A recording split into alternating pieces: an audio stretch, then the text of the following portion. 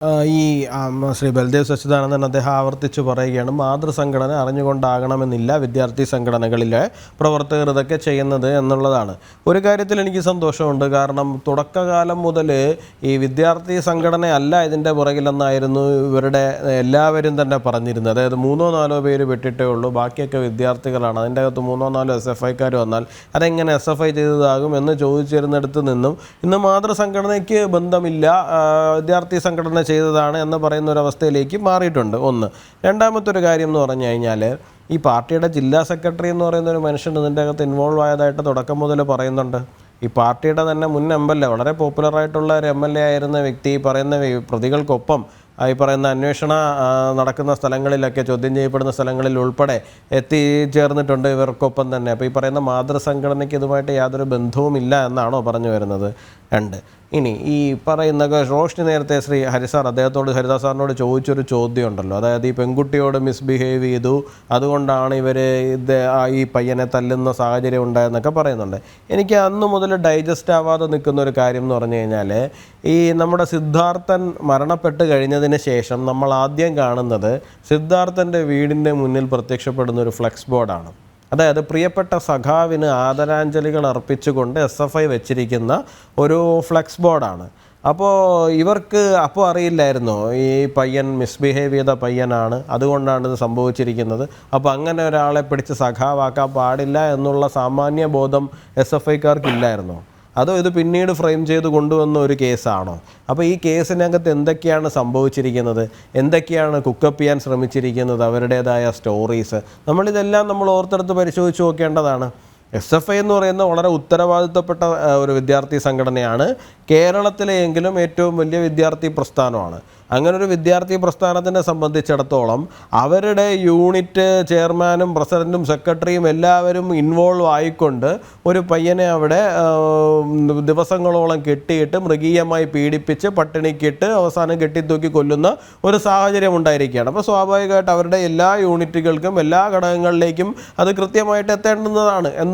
അങ്ങനൊരു ഇവർ പറയുന്ന ആ സാഹചര്യം ശരിയാണെന്നുണ്ടെങ്കിൽ, ഈ പയ്യൻ മിസ്ബിഹേവ് ചെയ്തു എന്ന് പറയുന്ന ഒരു സാഹചര്യം ശരിയാണെന്നുണ്ടെങ്കിൽ, അപ്പോൾ തീർച്ചയായിട്ടും ഇവിടെ ഇങ്ങനൊരു ഫ്ലക്സ് കൊണ്ടുവന്ന് പ്രിയപ്പെട്ട സഖാവിന് ആദരാഞ്ജലികൾ എന്ന് പറഞ്ഞ് വെക്കേണ്ട കാര്യം ഉണ്ടായിരുന്നോ? അത് മാത്രമല്ല, നമ്മുടെ ചാനൽ ചർച്ചകളിൽ മുഴുവൻ അന്ന് മുതൽ SFI നേതാക്കൾ എല്ലാവരും വന്നിരുന്നിട്ട് ഘോരഘോരം വാദിക്കുകയായിരുന്നു. എന്താണ്, സിദ്ധാർത്ഥൻ ഞങ്ങളുടെ സഖാവാണ്, സിദ്ധാർത്ഥൻ ഞങ്ങളുടെ സഖാവാണ് എന്ന് പറഞ്ഞ് SFI നേതാക്കൾ. ഇപ്പോൾ ശ്രീ ബൽദേവ് സച്ചിദാനന്ദൻ ഇടത് നിരീക്ഷകനാണല്ലോ, പക്ഷേ സാർ മനസ്സിലാക്കാൻ വേണ്ടി പറയുന്നതാണ്, ഇവിടെ SFIയുടെ ഉത്തരവാദിത്വപ്പെട്ട എല്ലാ നേതാക്കളും എല്ലാ ഔദ്യോഗിക പ്രതിനിധികളും ഇവിടെ വന്നിരുന്ന് പറഞ്ഞതാണ്.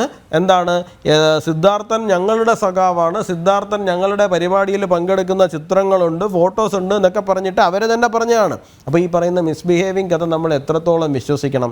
ഇപ്പോൾ CBI അതിനകത്ത് മെൻഷൻ ചെയ്ത് പോകുന്നുണ്ടെങ്കിലും ഒരു നേരത്തെ പറഞ്ഞതുപോലെ തന്നെ ഇപ്പോൾ 16-ാം തീയതി 17-ാം തീയതി പയ്യൻ മരിക്കുന്നു, 18-ാം തീയതി പെൺകുട്ടിയുടെ പേരിലൊരു പരാതി കൊണ്ട് കൊടുക്കുന്നു.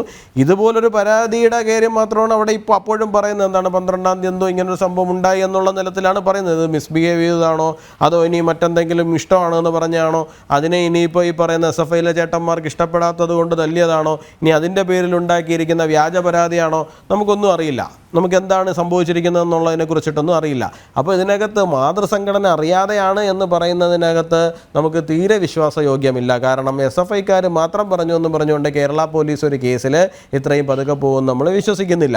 CPMൻ്റെ ഉന്നതരായ നേതാക്കൾ തുടക്ക സമയത്ത് ഈ കേസിനകത്ത് വളരെ വ്യക്തമായിട്ട് ഇടപെട്ടിരിക്കുന്നത് പൊതുസമൂഹത്തിന് കൃത്യമായി ബോധ്യപ്പെട്ടിരിക്കുന്ന കാര്യമാണ്. ഇനി ഏറ്റവും അവസാന നിമിഷം മുഖ്യമന്ത്രിയുടെ ഓഫീസ് പോലും ഈ പറയുന്ന CBI അന്വേഷണത്തിന് വിടാമെന്ന് പറഞ്ഞിട്ട് പോലും അതിനെ പരമാവധി ഡിലേ ആക്കി കൊണ്ടുപോകുന്ന സാഹചര്യങ്ങളും നമ്മൾ കണ്ടതാണ്. പിന്നെ ഇത് ഹൈപ്പോതെറ്റിക്കലാണ് എന്നൊക്കെ പറഞ്ഞു കഴിഞ്ഞാൽ, സർ ഇവിടെ ഹൈപ്പോതെറ്റിക്കൽ എന്നല്ല നമ്മളിതിനെ പറയുക, നമ്മളിതിനെ രാഷ്ട്രീയ നിരീക്ഷണം എന്നാണ് നമുക്ക് പറയാൻ കഴിയുക. കാരണം ഒരു തിരഞ്ഞെടുപ്പ് അടുത്ത് നിൽക്കുന്ന സമയത്ത് ഇത്രയധികം കേരളത്തിലെ എല്ലാ മാധ്യമങ്ങളും, ഇപ്പോൾ ജനം TV മാത്രം ചർച്ച ചെയ്യുന്നു, അല്ലെങ്കിൽ വേറെ ഏതെങ്കിലും ഒരു ചാനൽ മാത്രം ചർച്ച ചെയ്യുന്നു എന്നുണ്ടെങ്കിൽ ശരി, ഇത് കേരളത്തിലെ ഇന്ന് നമ്മുടെ നാട്ടിൽ അവൈലബിൾ ആയിട്ടുള്ള എല്ലാ ചാനലുകളും ഒരുപോലെ രാത്രി ഡിസ്കഷൻ എടുക്കുന്നു, സമരങ്ങൾ കവർ ചെയ്യുന്നു, സിദ്ധാർത്ഥൻ്റെ വീട്ടിൽ പോകുന്നു, സിദ്ധാർത്ഥൻ്റെ അച്ഛൻ കൊടുക്കുന്ന ഓരോ ബൈറ്റും വലിയ വാർത്തകളാകുന്നു. ഇത് CPM സൃഷ്ടിച്ച തലവേദന ചെറുതല്ല. മുഖ്യമന്ത്രിയെ സംബന്ധിച്ചിടത്തോളം ഇത് എങ്ങനെയെങ്കിലും കൈ കഴുകുക എന്നുള്ളതായിരുന്നു. അതുകൊണ്ടാണ് സിദ്ധാർത്ഥൻ്റെ അച്ഛൻ ചെന്ന് ചോദിക്കുന്ന സമയത്ത് തന്നെ CBI ഓക്കെ ശരി എന്നാൽ CBI എന്ന് പറഞ്ഞു വിടുന്നത്. പക്ഷെ അതിനുശേഷം അവരെന്താണ് കാണിച്ചത്? CBIയുടെ വരവിനെ പരമാവധി ഡിലേ ആക്കി കൊണ്ടുപോകുന്ന ഒരു സാഹചര്യം ഉണ്ടാക്കി. ഈ കേരള പോലീസ്, അതുകൊണ്ടാണ് കേരള പോലീസിൻ്റെ മേലും നമുക്ക് സംശയം വന്നത്. ഇപ്പോൾ രഞ്ജിത്ത് ശ്രീനിവാസൻ കേസിൻ്റെ കാര്യം അങ്ങ് പറഞ്ഞു. ഞാൻ അങ്ങോട്ട് തിരിച്ചു ചോദിക്കുന്നത് അഭിമന്യു വധക്കേസ് എന്തായി എന്നുള്ളതാണ്. അഭിമന്യു വധക്കേസ് എന്തായി? ഒന്നും ആകാൻ പോകുന്നില്ലല്ലോ. നമുക്കറിയാമല്ലോ അഭിമന്യു വധക്കേസിനകത്ത് എന്താണ് സംഭവിച്ചുകൊണ്ടിരിക്കുന്നതെന്ന്. കേരളത്തിൽ അങ്ങോളം ഇങ്ങോളമുള്ള പല കേസുകളും എന്തായി? ചോദിക്കാനും പറയാനും ആളുള്ളവരുടെ കേസിൽ മാത്രമേ ഇവിടെ എന്തെങ്കിലും നടക്കുന്നേ. രഞ്ജിത്ത് ശ്രീനിവാസന് വേണ്ടിയിട്ട് ചോദിക്കാനും പറയാനും ഒരു സംഘടന ഉണ്ടായിരുന്നു, അതുകൊണ്ട് അത് നടന്നു. അഭിമന്യുവിന് ചോദിക്കാനും പറയാനും ആളില്ല, അതുകൊണ്ട് അദ്ദേഹത്തിൻ്റെ കാര്യത്തിലൊന്നും നടക്കാൻ പോകുന്നില്ല. ഇത് തന്നെയാണ് വണ്ടിപ്പെരിയാറിലെ പെൺകുട്ടിയുടെ കാര്യത്തിൽ, ഇത് തന്നെയാണ് വാളയാറിലെ 2 പെൺകുട്ടികളുടെ കാര്യത്തിൽ. ചോദിക്കാനും പറയാനും ആളുണ്ട് എന്നുണ്ടെങ്കിൽ നിങ്ങൾ ഈ പറയുന്ന സംവിധാനങ്ങൾ അതിൻ്റേതായ രീതിയിൽ ഉണർന്നെണീറ്റ് പ്രവർത്തിക്കും.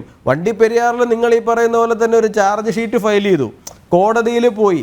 കോടതിയിൽ ഇപ്പോൾ സ്വാഭാവികമായിട്ട് രാഷ്ട്രീയ പാർട്ടികൾക്ക്, എതിർ രാഷ്ട്രീയ പാർട്ടികൾ, പ്രതിപക്ഷ പാർട്ടികളെ സംബന്ധിച്ചിടത്തോളം അങ്ങൊരു വക്കീലാണല്ലോ, അങ്ങേർക്ക് അറിയാമല്ലോ ഈ കോടതിയിൽ നടക്കുന്ന ട്രയലിൻ്റെ ഘട്ടങ്ങളിൽ ഈ കൊടുത്തിരിക്കുന്ന എവിഡൻസുകളുടെ കാര്യത്തിൽ ഇതിലെല്ലാത്തിലും നാൾക്ക് നാൾ പോയി പ്രക്ഷോഭം നടത്താനോ ബഹളം വയ്ക്കാനോ ഒന്നും സാധിക്കില്ല. സ്വാഭാവികമായിട്ട് കേസ് എന്തായി, ഈ കേസിനകത്ത് പ്രതിയെ അറസ്റ്റ് ചെയ്തോ, അയാളുടെ പേരിൽ FIR ചാർജ് ചെയ്തോ, അയാളെ ശിക്ഷിക്കാൻ വേണ്ടിയിട്ടുള്ള നടപടികൾ സ്വീകരിച്ചോ, ഇത് മാത്രമേ രാഷ്ട്രീയ പാർട്ടികൾക്ക് ചെയ്യിക്കാൻ സാധിക്കുള്ളൂ. ബാക്കി അന്വേഷണ ഏജൻസികളുടെ കയ്യിലാണ് ഇരിക്കുന്നത്. ആ അന്വേഷണ ഏജൻസികൾ വളരെ ഭംഗിയായിട്ട് ആ DYFI സഖാവിനെ ഊരിയെടുത്തുകൊണ്ട് പോയ കാര്യമാണ് നമ്മൾ വണ്ടിപ്പെരിയാറിൽ കണ്ടത്. അതിവിടെ സംഭവിക്കുമെന്ന് മാത്രമേ നമ്മൾ പറഞ്ഞുള്ളൂ. അതുകൊണ്ടാണ് നമ്മളിവിടെ CBI അന്വേഷണം എന്ന് പറയുന്ന ആവശ്യത്തിൽ നമ്മൾ ഉറച്ചു നിന്നത്.